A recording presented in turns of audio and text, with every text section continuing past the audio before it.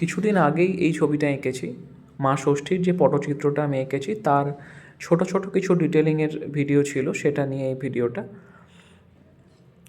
এই ছবিটার অ্যাকচুয়ালি যে ছবি দেখে আমি ইন্সপায়ার্ড হয়ে এঁকেছি, বা যে ছবি দেখে আমার আঁকতে ইচ্ছে করেছে আর কি বলা যায় এটা, সেটা হচ্ছে পিমলা পটচিত্রের কিছু ছবি।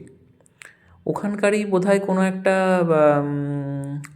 শিল্প মেলা বা ওই সব জায়গায় ওদের অনেক বড় বড় কাজ দেখা যায়। একটা বড় দুর্গা সপরিবারের কোনো চিত্র এরকম সাদা কালোতে আমি দেখেছিলাম। তো সেটা দেখার পর থেকে এরকম লাইনের কাজ বা এরকম ছোট ছোট মানে কিছু কাজ যেটা কালো দিয়ে প্রথমে আউটলাইন করে বাকিগুলো ভর্তি করতে হয়, মানে ব্যাকগ্রাউন্ডটা ভর্তি করতে হয়, বাকিটা রয়ে যায় ডিজাইন তৈরি করা এইভাবে। সেই রকম কিছু ছবি দেখলেই আমার নিজের মনে হয় আঁকতে ইচ্ছে করে আর কি। এই সাদা কালোর প্রতি আমার একটা নিজস্ব একটা মানে ভালো লাগাও আছে খুব, যে সাদা কালো ছবি আমার নিজের দেখতেও খুব ভালো লাগে, আর আঁকতে তো অবশ্যই ভালো লাগে সেই রকমই। তো সেইটা দেখে ভালো লাগার পরেই আমি ঠিক করেছিলাম যে এটাকে কোনো না কোনো দিন একটা আঁকবো।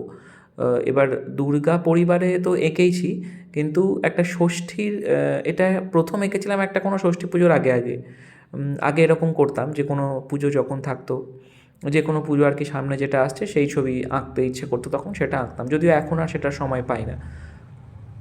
কিন্তু সেইভাবেই ষষ্ঠী ঠাকুরটা প্রথম এঁকেছিলাম। ওই রকম প্যাটার্নটা তখন মাথায় এসেছিলো যে ওই রকম যে ছবিটা দেখেছিলাম সাদা কালোর, সেইভাবে আঁকি এই ছবিটাকে। তো সেইভাবে করা পুরো ফিগারটাকে প্রথমে পেন্সিল দিয়ে আমি আউটলাইন মোটামুটি একটা করে নিয়ে তারপরে কালো বর্ডার দিয়ে শুধু ফিগারটাকে আনলাম, এবং তারপরে শাড়ির যে কুঁচিগুলো, প্রত্যেকটা লাইন কুঁচির, বা এখানে যে পর্দাটা আছে পর্দার কুঁচিটা, সেইভাবে ওই পরপর পরপর লাইনটা দেওয়া, ঠিক যেভাবে ওটা নেমেছে সেই বাঁকটা দিয়েই পরপর পরপর লাইনগুলো যাচ্ছে।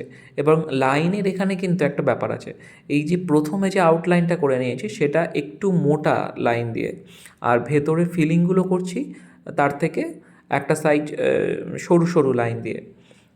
এখানে তুলি কিন্তু আমি একটাই ব্যবহার করি, একটা তুলি দিয়েই বিভিন্ন রকম লাইন টানা যায়। এখানে বোধহয় আমি জিরো তুলি দিয়ে করছি বা ডাবল জিরো, আমার এক্স্যাক্ট এগুলো মনে থাকে না অনেক। যে কোনো একটা সরু তুলি নিয়েই, তো সেটাকে যদি আমি একটু চাপ দিয়ে লাইনটা টানি তাহলে সেটা দিয়ে একটু মোটা লাইন পড়বে, আর তুলিটাকে যদি খুব হালকা করে জাস্ট মাথাটাকে টাচ করে লাইন টানার চেষ্টা করি তাহলে সেটা দিয়ে খুব সরু লাইন টানা যাবে। তো ওইভাবেই করছি এখানে। ভেতরের লাইনগুলো সরু আর আউটলাইনগুলো একটু মোটা ছিল।